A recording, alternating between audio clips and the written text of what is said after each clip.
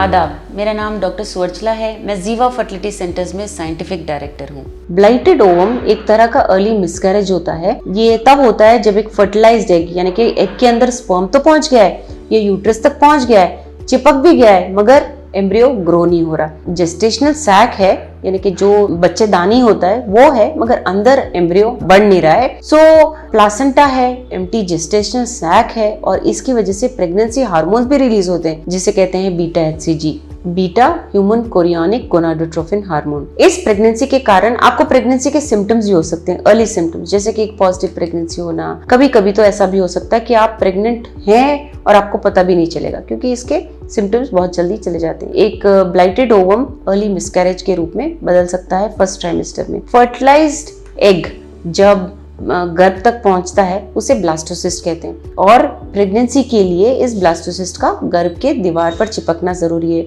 और वो जैसे जैसे अंदर घुसता रहता है वो बढ़ते रहता है। इस डेवलपमेंट के दौरान बच्चे का जो बच्चादानी है वो तैयार होता रहता है, बढ़ता रहता है, लेकिन अंदर हार्ट बीट नहीं आता, जिसे ब्लाइटेड ओवम कहते हैं। ब्लाइटेड ओवम बहुत अर्ली प्रेगनेंसी स्टेजेस में होता है, इसीलिए कभी कभी पता भी नहीं लगता कि आपको प्रेगनेंसी है। पॉजिटिव टेस्ट आ सकता है, मगर ब्लाइटेड ओवम है या नहीं आपको पता भी नहीं लगेगा। जब अल्ट्रासाउंड के लिए आप जाओगे तब देखा जाता है कि बच्चादानी है बट अंदर हार्ट बीट नहीं है, और इसे ब्लाइटेड ओवम कहते हैं। ब्लाइटेड ओवम होता क्यों है? अक्सर इसका कारण क्रोमोसोमल प्रॉब्लम्स होता है, यानी कि जीन्स में अगर कुछ प्रॉब्लम होता है तो सेल डिविजन ठीक से होते नहीं है। क्या होता है कि जब स्पर्म अंडे के अंदर जाता है, उसे फर्टिलाइज करता है, तब वो डिवाइड होना शुरू होता है, और एम्ब्रियो फॉर्म होने के बाद खूब सारे सेल्स डिवीजन के द्वारा तैयार होते हैं। तकरीबन 10 दिन के बाद जब एम्ब्रियो बढ़ने लगता है, ब्लाइटेड ओवम में जो बच्चादानी है वो तैयार होता है, बट हार्ट बीट नहीं आता। तो फर्टिलाइजेशन तक हो जाता है, बट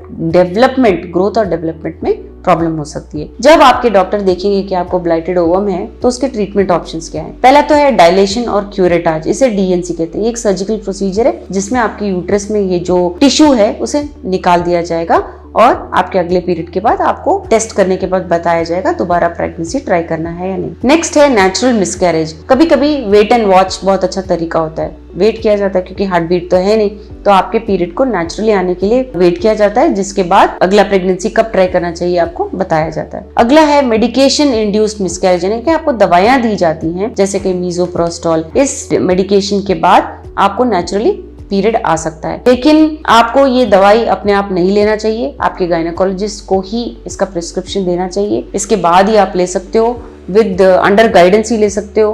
होने के बाद आप अल्ट्रासाउंड कराइए, देखिए कि ठीक से वो जो सैक है वो बाहर निकला है या नहीं। इसके बाद ही आप नेक्स्ट प्रेगनेंसी के लिए प्लान कीजिए।